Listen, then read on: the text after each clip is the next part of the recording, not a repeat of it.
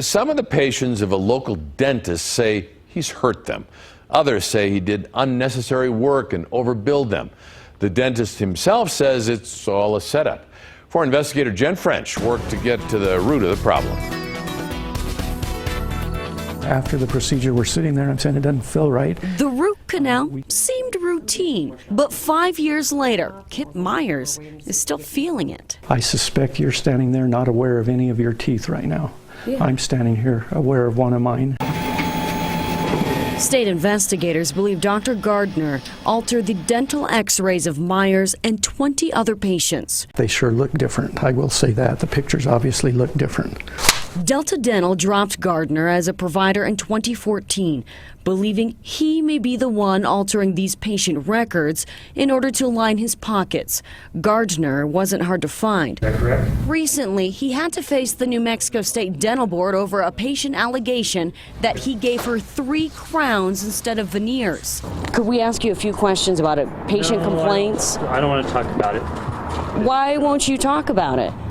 Well, I don't know what this is about, you know, and so I don't know what you're saying. Gardner didn't want to answer the questions on many of his patients' minds.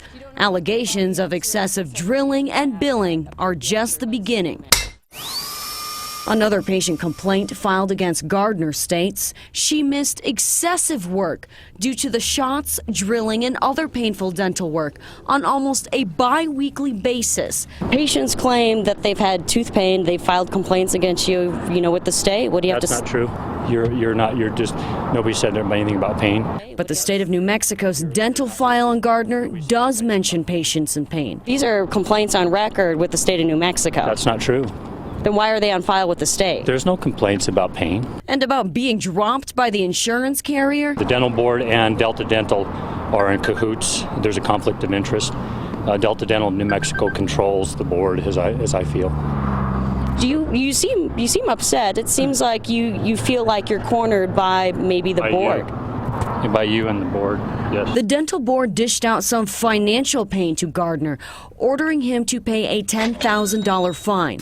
And that brings us to another point. In fact, despite numerous patient complaints dating back to 2006, Dr. Gardner has never had his license suspended or revoked. We asked the state dental board why. The New Mexico Dental Board sent for investigates the following statement. The board has other action pending against Dr. Gardner, so at this time the board cannot speak on any action or allegations against Dr. Gardner. What we did find out is since 2007, the dental board has disciplined 63 dentists in New Mexico.